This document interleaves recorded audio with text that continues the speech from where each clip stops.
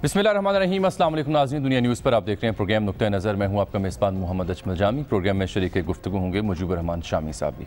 शामी साहब, आज हम इस बात पर गौर करेंगे कि पार्लिमान के अंदर हमारे सियासतदान या वज़रा किन मामलात पर किस अंदाज से किस उसलूब से गुफ्तगू करते हैं, और पार्लिमान के बाहर जब प्रेस कॉन्फ्रेंसेस करते हैं तो तब क्या गुफ्तगू करते हैं।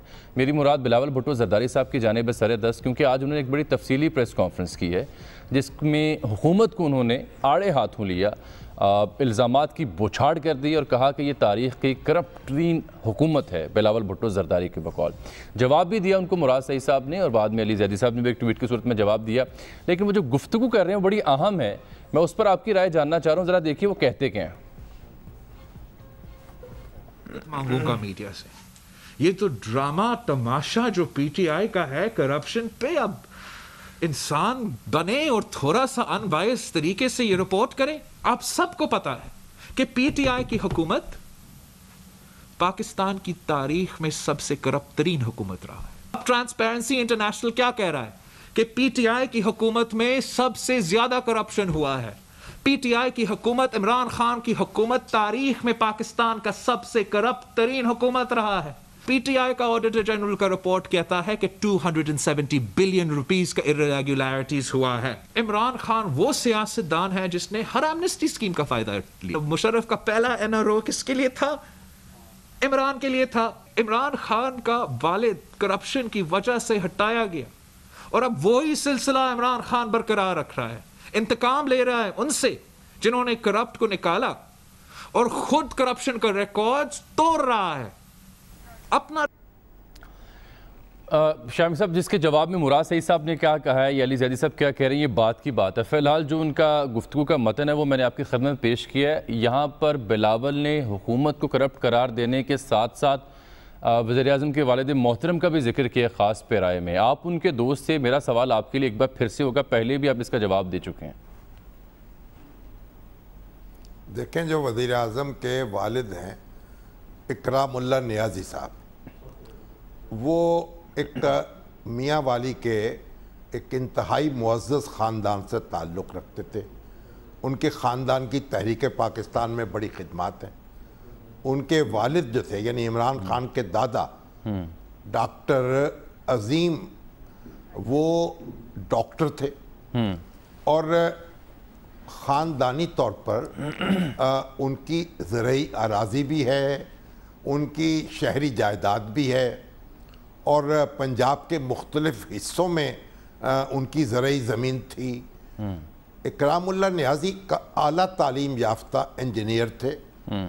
वो इंपीरियल कॉलेज लंदन से उन्होंने एमएससी की डिग्री हासिल की, और डॉक्टर मुबश्शर हसन के क्लास फेलो थे वो। सही। और बड़े ही ज़हीन, बड़े दयानतदार, बड़े बाअसूल शख्स थे। और नवाब कालाबाग की जब हुकूमत थी जी जी, और उनके ख़ानदान का सियासी तसादुम हुआ नवाब कालाबाग से, क्योंकि इकरामुल्लाह नियाज़ी साहब का जो ख़ानदान है और उनके भाई अमानुल्लाह नियाज़ी, फिर उनके भाई ज़फ़रुल्लाह खान नियाज़ी, ये मोहतरमा फातिमा जना के हामी थे। बिल्कुल ठीक, उनका परचम उठाए हुए थे। हाँ, फिर समझ आती है। तो जब इस ख़ानदान के साथ तसादुम हुआ तो इकरामुल्लाह नियाज़ी ने सरकारी मुलाजमत से इस्तीफ़ा दे दिया, यानी खुद इस्तीफा दिया है, किसी चार्ज की वजह से नहीं। खुद इस्तीफा, बिल्कुल कोई चार्ज नहीं था उन पर, खुद उन्होंने इस्तीफा दिया। और अगर इकरामुल्लाह नियाज़ी जो हैं वो बददियानत थे, तो फिर मुझे तो दयानतदार आदमी ढूंढने के लिए बड़ी खुर्दबीन की ज़रूरत पड़ेगी। तो बिलावल भुट्टो साहब जो हैं, उनसे मेरी गुजारिश होगी, पहले भी पीपल्स पार्टी ने और सईद गनी साहब ने इल्ज़ामात लगाए थे इकरामुल्लाह नियाज़ी साहब पर, तो भाई वो सियासत में नहीं थे। आप अपनी सियासत जो है, बिल्कुल ठीक, वो इमरान खान साहब से निपटिए, उसमें सही है। वो आप पर इल्ज़ाम लगाएं, आप उन पर इल्ज़ाम लगाएं, जारी बात, इस हद तक ना जाइए। और झूठ से अपनी जुबान जो है उसको आलूदा ना कीजिए, ये बिल्कुल गलत बात है। 100% غلط بات ہے، بلکہ 1000% غلط بات ہے، اور میں سختی سے تردید کرتا ہوں اس کی، اور ہر شخص جو اکرام اللہ نیازی کو جانتا ہے وہ تردید کرے گا، اور ابھی ان کے ساتھ کام کرنے والے لوگ یہاں موجود ہیں، تو اس لیے سیاست عمران خان کے اور زرداری صاحب کے درمیان ہے، بلاول بھٹو کے اور عمران خان کے درمیان ہے، وہ سیاست کرتے رہیں، اور یہاں تک انہوں نے یہ کہا ہے کہ موجودہ حکومت جو ہے وہ کرپٹ ترین حکومت ہے۔ کہتے ہیں پاکستان کی تاریخ کی کرپٹ ترین حکومت ہے، یہ ان کو ایگزیکٹ جملے ہیں جو میں نے سنائے بھی ہیں آپ کو۔ دیکھیے حکومت میں کرپشن ہو سکتی ہے لیکن پاکستان میں کوئی شخص یہ باور نہیں کرے گا کہ یہ کوئی کرپٹ ترین حکومت ہے۔ صحیح بات۔ ابھی آپ دیکھیے عثمان بزدار ہمارے وزیر اعلیٰ ہیں پنجاب کے، ان سے اختلاف کیا جاتا ہے، ان پہ تنقید کی جاتی ہے، ان پہ کرپشن کا کوئی الزام لگا سکا کوئی نہیں؟ وہ تو بلاول نے آج لگا دیا نا، ان پر ہے۔ بلاول یہ کہتے ہیں کہ پورا پنجاب جو ہے نا وہ جادو اور کرپشن سے چہرہ ہے، پتہ نہیں کیا ان کی منطق ہے اس کے پیچھے۔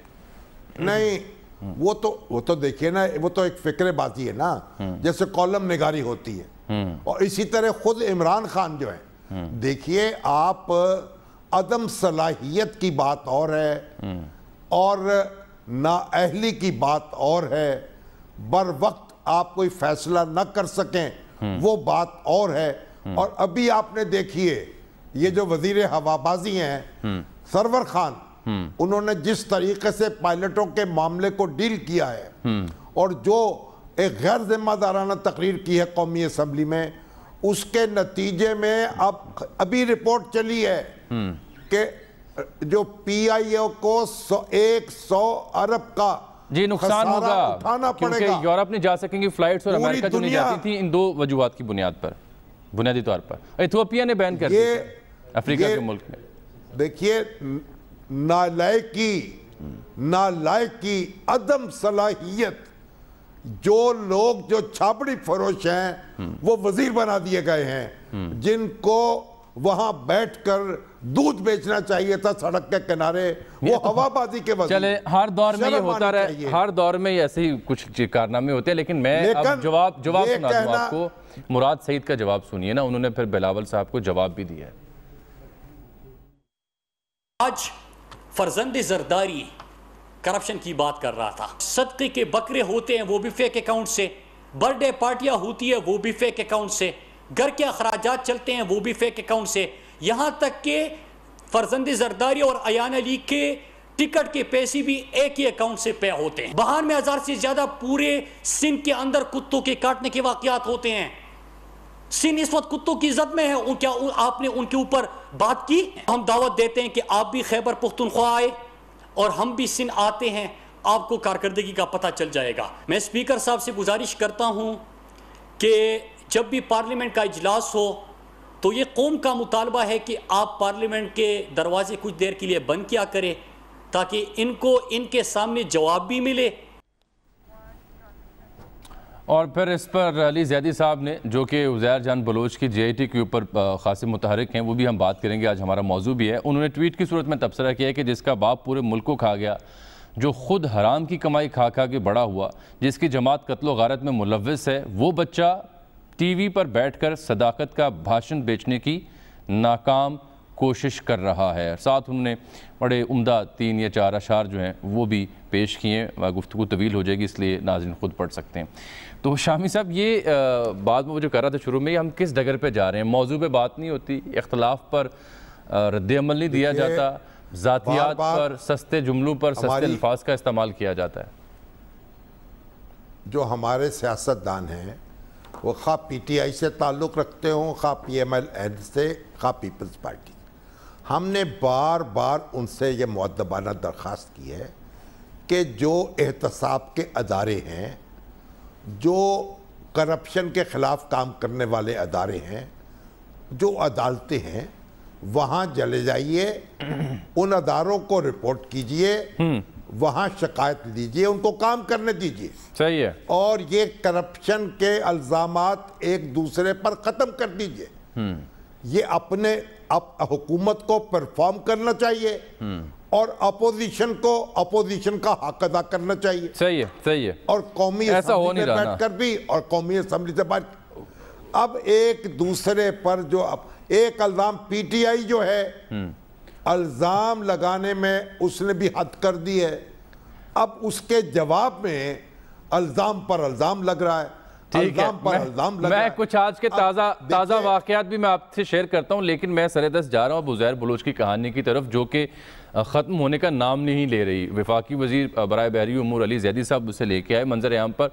انہوں نے ایک جے آئی ٹی رپورٹ ایک نہیں بلکہ 3 کا حوالہ دیا, پھر ان کے انٹرویوز ہیں, پھر قومی اسمبلی میں ان کی تقریر ہے, پھر مراسل 164 کا بیان ایک دفعہ پڑھتے ہوئے ہمیں دکھائی دیے گئے عزیر جان بلوچ کا قومی اسمبلی میں. تو پھر ایک کردار سامنے آتے ہیں جو ویڈیو کی صورت میں علی زیدی صاحب نے پوسٹ کیا, حبیب بلوچ, ان کی ویڈیو جاری کی. انہی حبیب بلوچ صاحب کا پھر ٹی وی انٹرویو بھی نشر ہوتے ہیں اور اخبار کے لیے بھی انٹرویوز آتے ہیں جس میں وہ بتاتے ہیں کہ تحریک انصاف کو بھی مدد دی گئی اور کس طرح سے کراچی میں لیاری کی جو سیٹ تھی شکور شاہ صاحب کی, اس میں کامیابی کے لیے پی ٹی آئی کو مکمل سپورٹ اور حمایت حاصل تھی عزیر جان بلوچ کی اور دیگر عناصر کی وہاں پر. تو یہ معاملہ لینے کا دینا پڑ گیا علی زیدی صاحب کو. لیکن آج ان تمام کیسز کی سماعت تھی کراچی میں انسداد دہشت گردی کی عدالت میں, جہاں سب سے بڑی شامی صاحب خبر یہ ہے کہ عزیر جان بلوچ جو ہے وہ اپنے تمام تر بیانات سے مکر گیا. اس نے کہا میں نے تو کوئی بیان حلفی ایسا دیا ہی نہیں, یہ تفتیشی کا کام ہے, اور میں نے تو کوئی قتل سرے سے کیا ہی نہیں, میں ایک بے گناہ انسان ہوں. یہ اس کا بیان ہے وہاں پر عدالت کے روبرو. لیاقت رانا صاحب آج وہاں پر انسداد دہشت گردی کی خصوصی عدالت میں موجود تھے, ان سے ہم بات کرتے ہیں کہ وہاں ہوا کیا. لیاقت بتائیے گا, آج عزیر جان بلوچ کو پیش کیا گیا, کیا جرا ہوئی اور یہ کس موقع پر کیوں کر انہوں نے یہ بیانات دیے؟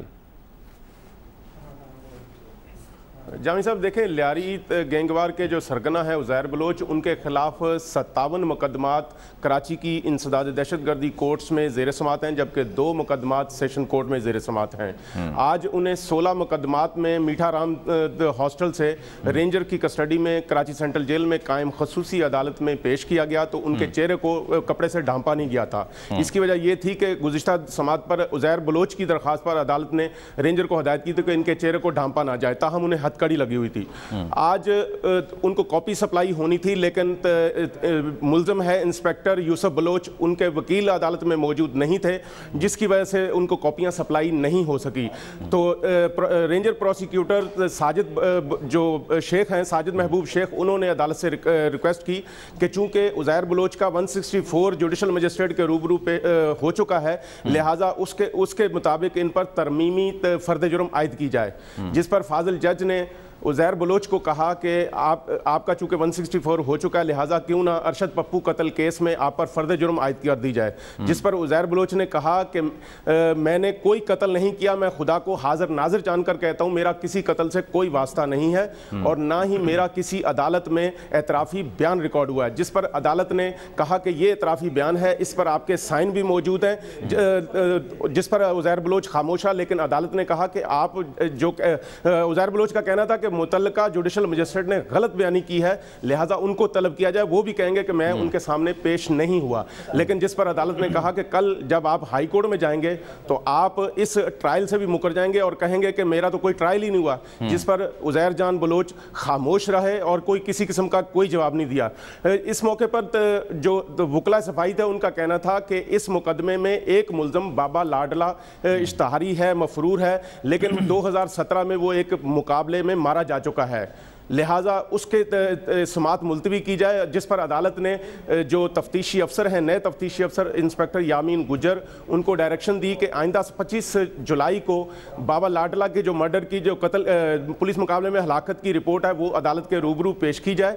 ایک موقع پر یہ ہوا کہ آدھے گھنٹے تک سماعت رکی ہوئی تھی, تو عزیر جان بلوچ کے جو وکلا تھے وہ ان سے گپ شپ کر رہے تھے, جس پر رینجرز کے جو پروسیکیوٹر انہوں نے شدید اعتراض کیا. جس پر عدالت نے شدید برہمی کا اظہار کرتے ہوئے کہا کہ ATC لا کے مطابق کوئی بھی شخص अदालती इजाज़त के बगैर चाहे वो वकील हो किसी मुलज़म से कोई बात नहीं कर सकता, मुलाकात नहीं कर सकता। लिहाजा आइंदा आप लोग एहतियात करें और किसी मुलज़म से, उज़ैर बलोच हो या कोई मुलज़म हो, किसी से आपने बात नहीं करनी। अदालत ने समाअत 25 जुलाई तक मुलतवी की है और आइंदा समाअत पर फ़र्द जुर्म आयद करने के होने का इम्कान है, क्योंकि अदालत ने कहा कि 164 को जो रिकॉर्ड का हिस्सा है प्रोसिक्यूटर की दरख्वास्त पर बनाया गया, उसके मुताबिक तरमीमी एक बड़ा दिलचस्पी का पहलू यहाँ पे ये कि आपने अपनी गुफ्तगू के आगाज़ में ये कहा कि पिछली समाअत के दौरान जब उनके सर पर काला कपड़ा पहनाया गया, ढांप कर उनका चेहरा पेश किया, जैसे अमूमन रिवायत भी इंसदाद दहशतगर्दी की अदालत की, तो लेकिन उज़ैर जान बलोच ने कहा कि ये उतार दिया जाए। उनकी क्या वजह क्या थी? उनको सांस नहीं आता या दिखाई नहीं देता?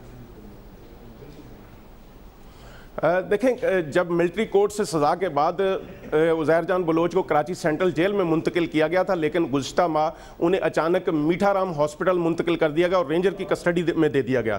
तो अब गुज़िश्ता 15 दिन में उनको 4 दफ़ा मुख्तलिफ ATC कोर्ट्स में पेश किया गया, तो उनको हथकड़ी, दोनों हाथों में हथकड़ी लगी होती है और चेहरे पर कपड़ा डला होता था। लेकिन गुज़िश्ता समाअत पर अरशद पप्पू कत्ल केस में जब वो पेश हुए तो उन्होंने, मुलज़म ने अदालत से रिक्वेस्ट की कि मेरे चेहरे पर चूँकि कपड़ा डाला जाता है तो मेरी रिक्वेस्ट है अदालत से कि ये मुझे अजीब सा फील होता है, लिहाजा कपड़ा ना डाला जाए, जब अदालत में ही पेश करना, मैं कौन सा भाग रहा हूं। तो उस पर अदालत ने कहा ठीक है, मुलज़म के चेहरे पर कपड़ा ना डाला जाए लेकिन हथकड़ियां लगाई जाएं।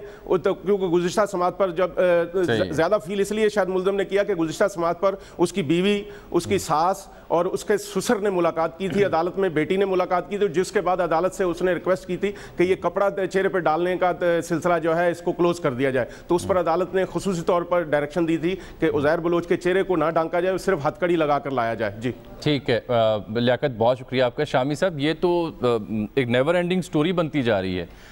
मुझे तो लगा अली ज़ैदी साहब जिस तरह से जिस जोश जज्बे के साथ आए थे, हाथ में वो सफ़े लहराते हुए JIT को, फिर एक वीडियो बयान हबीब बलोच का ले आए, तो मुझे लगा ये तो हो गया, काम तमाम हो गया। लेकिन जिस तरह से काया पलटी जा रही है और जिस तरह से बयानात से मुकर हैं ये मौसूफ, ये तो नहीं मुझे लगता कभी कि पाया अंजाम तक पहुँचेगा मामला। शामी साहब देखिए, ये उल्टी गंगा बह रही है। जो कुछ आपने कहा है उसमें कोई हैरत की बात नहीं है। हर मुलज़म अदालत में जाकर यही मौक़िफ़ इख्तियार करता है। पुलिस के सामने या तफ्तीशी टीम के सामने जो बयान वो देगा वो अदालत में जाकर उससे मुकर जाएगा। ठीक है, यहाँ तो वो 164 का बयान है जो मजिस्ट्रेट के सामने दिया जाता है, उससे भी मुनकर है। अगर जाहिर है वो उस बयान को मान जाएं तो इसका मतलब यह है कि उनको फौरी तौर पर फांसी की सजा दे दी जाए। ऑब्वियसली फिर हमारा तो मसला हल हो जाएगा। देखिए, हमारा जो क्रिमिनल जुडिशल सिस्टम है ये इंतहाई नाकस है। देखिए, पहले आपकी तफ्तीश होती थी किसी मुलज़म की, एक पुलिस अफसर तफ्तीश करता था। जब ये दहशतगर्द जो है इनका मामला हुआ, दहशतगर्दी की वारदातें बढ़ी, फिर जॉइंट इन्वेस्टिगेशन टीम मुकर्रर होने लगी, जिसमें मुख्तलिफ अदारों के और एजेंसियों के लोग होते हैं, ताकि ये बात यकीनी बनाई जा सके कि मुलज़म पर तशद्दुद नहीं हुआ और तशद्दुद के बगैर वो एतराफ़ कर रहा है। तो जॉइंट इन्वेस्टिगेशन टीम के सामने जो बयान है, पूरी दुनिया में ये होता है कि जब आप पुलिस के सामने बयान देते हैं तो अदालत में वो बतौर शहादत पेश किया जाता है और तस्लीम किया जाता है। लेकिन पाकिस्तान में जो दहशतगर्दी की तो अदालतें हैं, जो दहशतगर्दी का कानून है, उसमें भी दहशतगर्दों के खिलाफ जॉइंट इन्वेस्टिगेशन टीम की रिपोर्ट भी बतौर शहादत पेश नहीं होती। सही। और वो फिर आपको नए सिरे से गवाह लाने पड़ते हैं, मुकदमा तैयार करना पड़ता है। ये बड़ी अहम बात है। नतीजा ये है कि ताखीर होती है जी, और महीने पे महीना, साल और साल पे साल गुजरता है। और ये जो आप देखिए यहाँ सिंध हुकूमत, ये जो उज़ैर जान बलोच हों या हबीब जान बलोच हों या निसार मोराई हों या कोई बल्दिया के जिम्मेदार लोग हों, बल्दिया टाउन जो कत्ल की वारदात थी, ये सारे लोग मुलज़म हैं। इनके कहने पर आप आंखें बंद करके यकीन नहीं कर सकते। آپ کو فردر انویسٹیگیٹ کرنے کی ضرورت ہوتی ہے. وہ کسی کا نام لے دیں, وہ تو اپنے کسی بھی مخالف کا نام لے سکتے ہیں, لیکن نہ وفاقی حکومت نے, نہ صوبائی حکومت نے, نہ میں سمجھتا ہوں ہمارے عدالتی نظام نے اپنی ذمہ داریاں پوری کی ہیں. سندھ حکومت کا کام تھا کہ تیز رفتار تفتیش ہوتی, وفاقی حکومت کا کام تھا ٹھیک ہے سر ایک بریک آ گئی ہے نہ دیتی. صحیح کہہ رہے ہیں آپ. وہ تو ان کے بیانات سے اب یہ لگ رہا ہے کہ جیسے یہ عزیر بلوچ ہیں یہ کوئی دہشت یا خوف کی علامت نہیں تھے, کسی گینگ وار کے سرغنہ نہیں تھے, بلکہ ایک بہت روحانی شخصیت تھے جو کہ دم درود سے کام نکلوا لیا کرتے تھے. لگتا تو اب یوں ہی ان کے بیانات کو سامنے رکھتے ہوئے. ایک بریک کا وقت آن پہنچا ہے, بریک کے بعد واپس آتے ہیں. تو بلاول بھٹو زرداری صاحب نے یہ بھی کہا کہ وفاق جان بوجھ کر کورونا کے کم ٹیسٹ کر رہا ہے سندھ کی نسبت. سندھ میں روزانہ زیادہ ٹیسٹ کیے جا رہے ہیں پنجاب کا اگر کمپیریزن کیا جائے. اور پھر کچھ پارلیمان میں جو آج سیاستدانوں کے بیانات تھے ان پر روشنی ڈالیں گے ایک بریک کے بعد.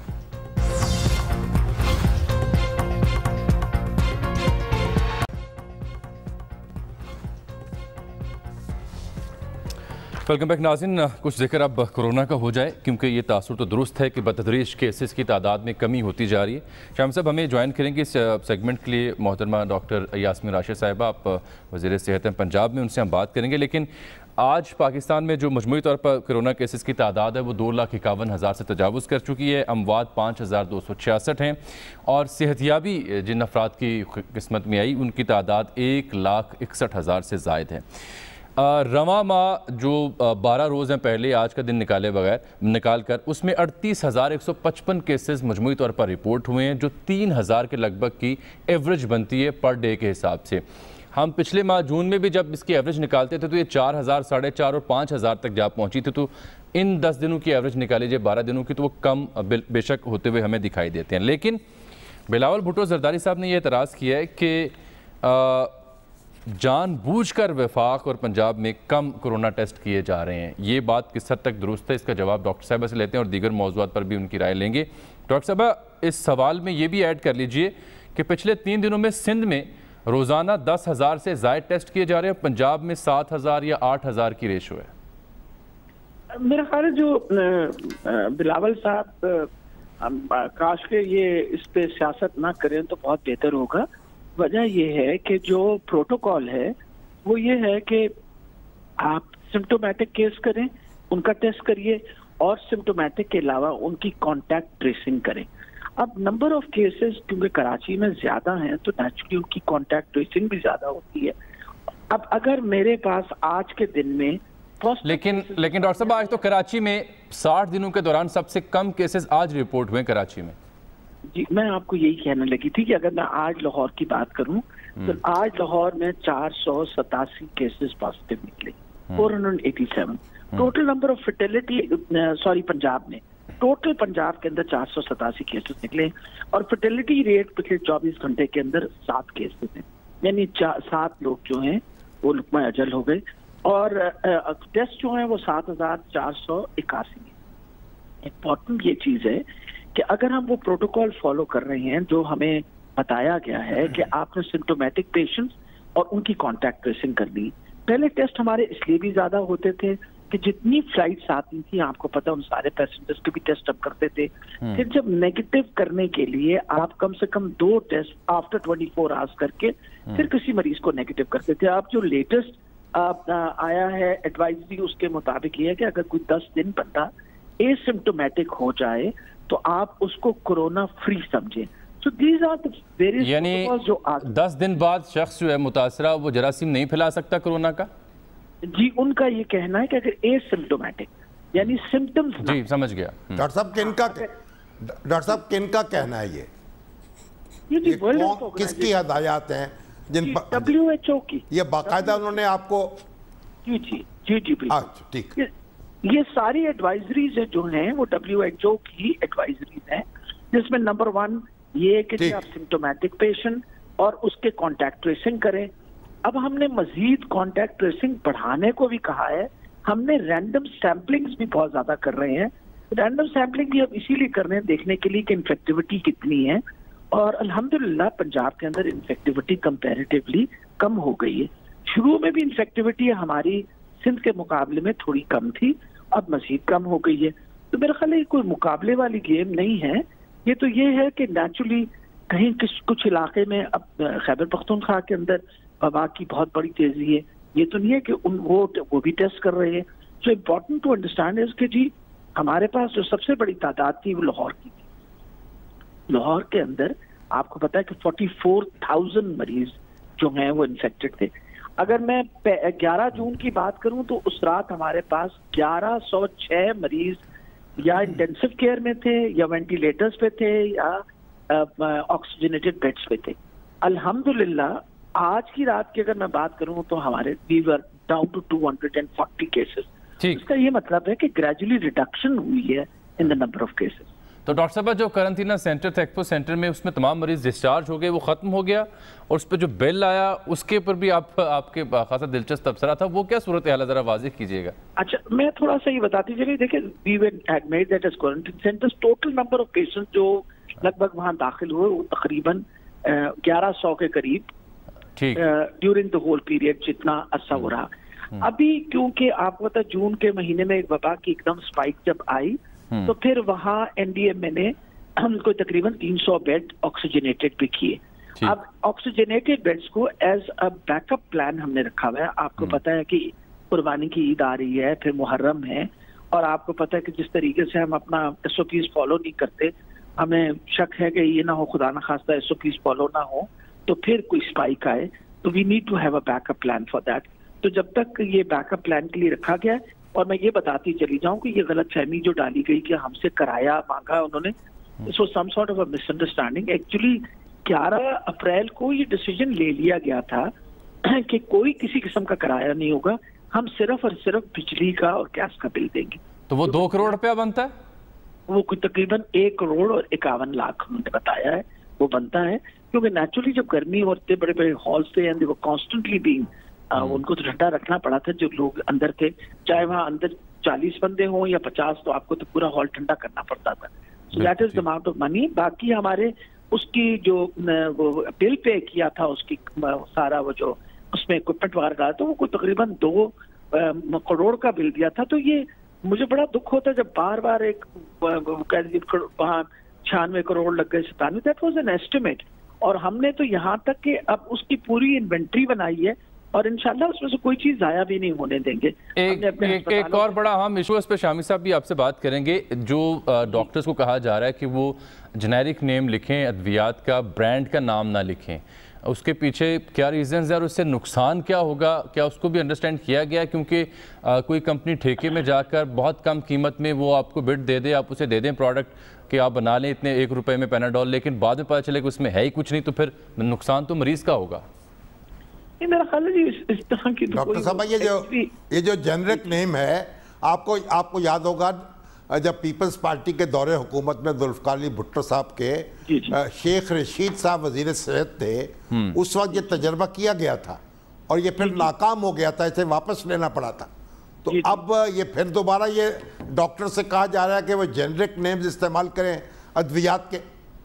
نہیں, وہ یہ نہیں ہوتا جی. پریکاشنری میجر کئی دفعہ یہ ہوتا ہے کہ بہت ساری دوائیوں کے سملر نام ہوتے ہیں تو وہ کہتے ہیں سالٹس کے نام لکھ دیا کریں جسٹ ٹو بی 100% شیور. ایسی کوئی انسٹرکشن نہیں آئی ہے ابھی. تو دیکھیں ہم سب سے امپورٹنٹ یہ چیز ہے, اگر ہم اپنا کمپیریزن شروع کر دیں, اگر بنگلہ دیش سے ہی ہم کمپیریزن کریں, آپ کو پتا ہے کہ وہاں ٹوٹل نمبر آف ڈرگس جو رجسٹرڈ ہیں وہ کمپیریٹیولی کم ہیں. ہم نے بہت بڑی تعداد ڈرگس کی رجسٹر کی بھی ہے. We'll have to go through all our pharmacopoeia again, اور دیکھنا پڑے گا کہ اس کو ہمیں کسی طریقے سے ریشنلائز بھی کرنا پڑے گا. اسینشل ڈرگس کون سی ہیں, یہ سارا کچھ we'll have to work in it, اس پہ کام انشاءاللہ شروع کریں گے. لیکن آپ نے جس طرح فرمایا بالکل پیپل پارٹی کے زمانے میں مجھے بہت اچھی طرح یاد ہے کہ جنرک پہ ہوا تھا, پھر later on it definitely field. ابھی تو جو انٹرنیشنل آپ کے یہ جو ہیں کمپنیز جو کارپوریشنز ہیں ان میں سے تو naturally they will be using their brand names.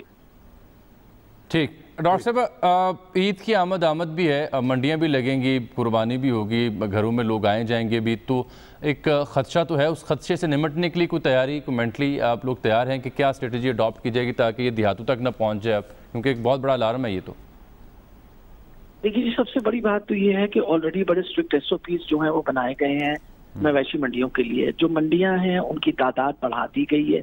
تاکہ بہت زیادہ کراؤڈنگ نہ ہو. اپنا جو حدود اربع ہے شہر کا اس سے باہر لگائی جائے گی. کوئی بندہ بغیر ماسک کے اندر نہیں جائے گا. سینیٹائزر استعمال ہوں گے. We are going to implement very strict SOPs on it. جس طرح بار بار انسٹرکشن دی جا رہی ہیں کہ جانوروں کو ہاتھ لگانے آپ پسند کر کے آپ جانور اپنا ڈلیور کریں. اور پھر سب سے بڑی بات ہے کہ آپ لوگ بھی ہمیں اس چیز میں مدد کریں کہ آپ لوگوں کو ہدایت ضرور دیں کہ اجتماعی قربانی کروائیں. وجہ یہ ہے کہ اس وقت ایک برا وقت آیا ہوا ہے, ایک وبا کا وقت ہے.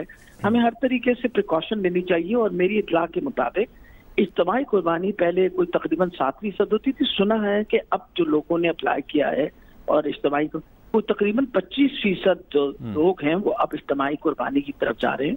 ہمیں کوشش کرنی چاہیے کہ جتنے لوگ اجتماعی قربانی کریں گے اس سے فائدہ ہو جائے گا, گند بھی کم پڑے گا. اور پھر سب سے بڑی یہ بات ہے کہ یہ جو وبا کا پھیلنا ہے اس میں ضرور کمی آ سکتی ہے. بہت شکریہ ڈاکٹر صاحب آپ کے وقت کا.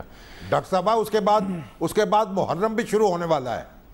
شام صاحب فون ان کا کٹ گیا ہے. یہ پھر اب عید کی جیسی آمد ہوگی تو پھر ان سے اس موضوع پہ بات کر لیں گے. بار یہ مسئلہ تو ہوگا سر, بڑی عید ہے اور میل جول, قربانی, منڈیاں, کسائی, پھر محرم ہے, تو ایک خدشہ تو ہے نا کہ جو کنٹرول ہم نے کیا ہے.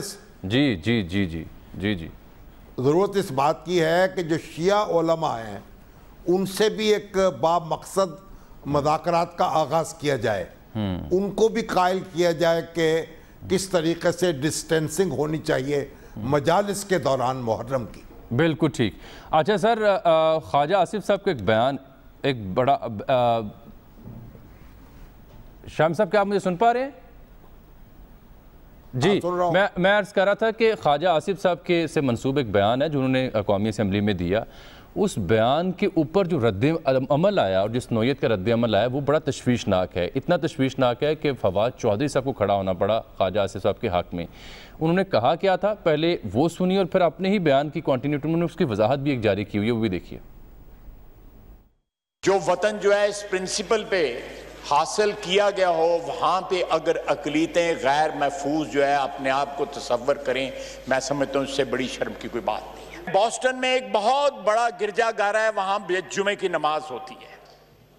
گرجا کے تمام فرنیچر خالی کر دیا جاتا ہے اور وہاں پہ صفیں بچ جاتی ہیں. میں نے خود عید کی نماز جو ہے ایک چرچ میں پڑھی ہے نیو یارک میں, 9th ایونیو پہ وہ چرچ ہے. میں نے خود عید کی نماز پڑھی. میں سمجھتا ہوں کہ اقلیتیں اور اکثریت اور اقلیت 22 کروڑ عوام کا یہ وطن ہے, یہ سرزمین 22 کروڑ عوام کی ہے. بغیر کسی مذہب کے لائسنس کے کسی مذہب کو کسی اور مذہب کے اوپر کوئی فوقیت حاصل نہیں ہے.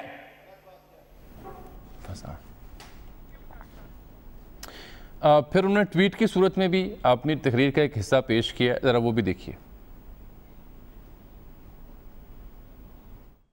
میں نے حقوق کے برابری کی جو بات کی ہے وہ پاکستان کے آئین میں درج ہے. وہ ایک آئینی بات ہے جس کا ہم نے حلف لیا ہوا ہے, اور آئین کے تحت جو ہے تمام پاکستانی جو ہے نا ان کے حقوق جو ہیں, آئینی حقوق جو ہے وہ برابر ہے. مذہب کو میں نے کوئی اس میں ڈریگ کرنے کی کوشش نہیں کی. یہ ایشو ہے بیسیکلی بنیادی حقوق جو آئین نے پاکستانی شہری کو, فنڈامنٹل رائٹس کا, جس کو میں نے ریز کیا ہے. اور فنڈامنٹل رائٹس جو ہے وہ تمام. تو شامی صاحب اس پر فواد چودھری صاحب نے کہا کہ سیاسی اختلافات اپنی جگہ. خواجہ آصف نے کہا پاکستان کے آئین میں تمام مذاہب کو برابر کی آزادیاں ہیں. ان کی یہ بات بالکل درست ہے. اس کو لے کر خواجہ آصف کے خلاف فتویٰ بازی کرنے والے مودی اور بھارتی شدت پسندوں کی سوچ کے حامل لوگ ہیں. ایسی سوچ کو یکسر مسترد کرنے کی ضرورت ہے. اس موضوع کا انتخاب میں نے اس لیے کیا سر کہ ظفر وال سے ایک پی ٹی آئی کے وکیل ہیں جن کا تعلق پاکستان تحریک انصاف سے ہے, انہوں نے مقدمہ درج کرنے کی صدا کر دی اس تناظر میں. پہلی بات تو یہ سنیں کہ قومی اسمبلی میں جو اظہار رائے کیا جاتا ہے اور جو تقریر کی جاتی ہے اس پر کسی عدالت میں کوئی مقدمہ نہ چلایا جا سکتا ہے نہ کسی تھانے میں درج کیا جا سکتا ہے. تو جن وکیل صاحب نے ایسی کوشش کی ہے وہ قانون سے ناواقف ہیں. ایک بات. دوسری بات یہ ہے کہ جو مذہبی موضوعات ہیں ان پر اظہار خیال کرتے ہوئے बड़ी एहतियात से काम लेना चाहिए। बिल्कुल ठीक बात, बिल्कुल ठीक बात। ख्वाजा आसिफ साहब को ये बात कहनी चाहिए थी जो उन्होंने थोड़े से गैर मोहतात अल्फाज में अदा की। देखिए, आईनी तौर पर और कानूनी तौर पर यहाँ गैर मुस्लिमों के और मुसलमानों के हकूक बराबर हैं। हर एक की जान, माल, इज्जत की हिफाजत लाजिम है। बिल्कुल ठीक है जी, ब्रेक आ गई है। हर एक का खून यकसा मोहतरम है। आप मंदिर बना सकते हैं, आप मस्जिद बना सकते हैं, आप गिरजा बना सकते हैं, ये भी हर एक को हक हासिल है आईन के मुताबिक और कानून के मुताबिक। तो बात बस इतनी करनी चाहिए और यही बात एक हकीकत की बात है। बहुत ठीक बात आपने कही जी। ब्रेक आ गई यहाँ पर नाज़रीन, ब्रेक के बाद वापस आते तो दीगर मौज़ूआत पर बात करेंगे।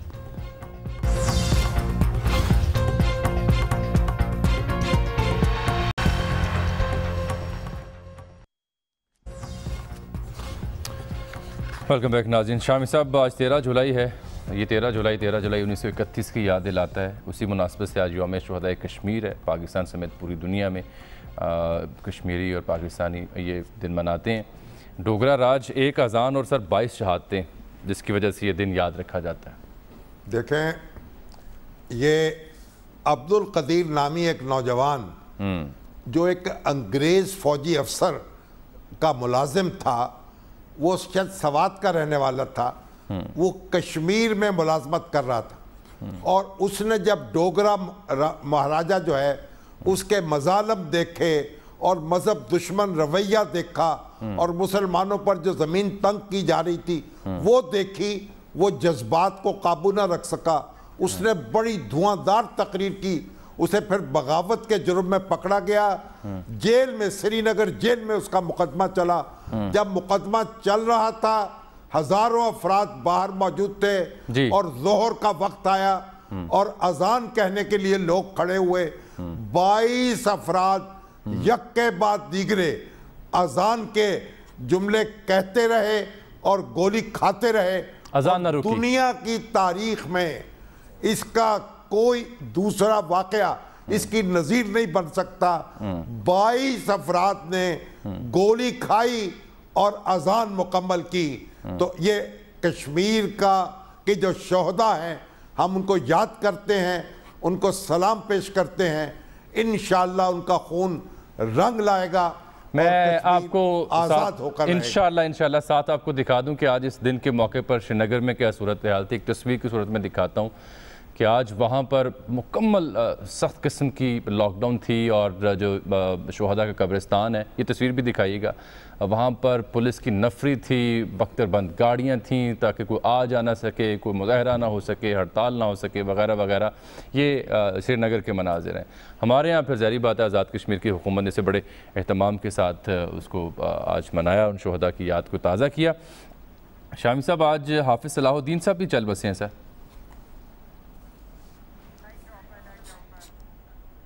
शामी साहब, क्या आप मुझे सुन पा रहे हैं? आज तफसीरुल बयान के जो मुसन्निफ हैं हाफिज़ सलाहुद्दीन साहब, आज इत्तला मिली कि वो भी चल बसे हैं। अल्लाह ताला उनके दर्जात भी बुलंद करे। हमने ये यौम शुहदाए कश्मीर का जो जिक्र किया, इसके साथ मुझे एक एडिशनल सेंटेंस भी कहना है अपने नाज़रीन से कि अगर आज आप पाकिस्तान में सोशल मीडिया पर जाएँ तो पाकिस्तानी सोशल मीडिया में जो टॉप ट्रेंड था आज के दिन, बड़े अफसोस के साथ ये बात कहना पड़ रही है, वो आसिम अज़हर और हानिया आमिर के हवाले से था। उनके ताल्लुक़ के ऊपर गुफ्तगू हो रही थी और वो टॉप ट्रेंड में ये दो शख्सियात ट्रेंड कर रही थी। और जो शुहदाए कश्मीर हैं या 13 जुलाई का मामला है, वो भी ट्रेंड में तो था लेकिन टॉप ट्रेंड नहीं था। शाम साहब, वक्त ख़त्म हो रहा है। आप हाफिज़ सलाहुद्दीन साहब को मैं जिक्र करना चाह रहा था आपसे। हाफिज़ सलाहुद्दीन यूसुफ 75 साल की उम्र में इंतकाल कर गए। कुछ अरसे से बीमार थे।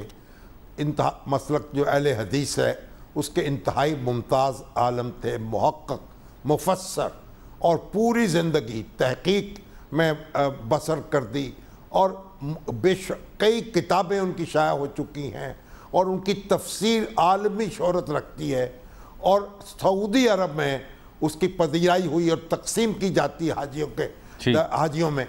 तो हाफिज़ यूसुफ सलाहुद्दीन हमारे उलमा की सफ़ों के इंतहाई मुमताज़ शख्स थे। एक रोशन चराग था, ना रहा, एक आली दमाग था, ना रहा। अल्लाह ताला उनके दर्जात बुलंद करे। सर वक्त खत्म हुआ जाता है प्रोग्राम का, बहुत शुक्रिया सर आपके वक्त का भी। नाज़रीन आपका बहुत शुक्रिया, अपने प्रोग्राम देखा, कल आपसे मुलाकात होगी, तब तक के लिए इजाज़त दीजिए, अल्लाह हाफ़िज़।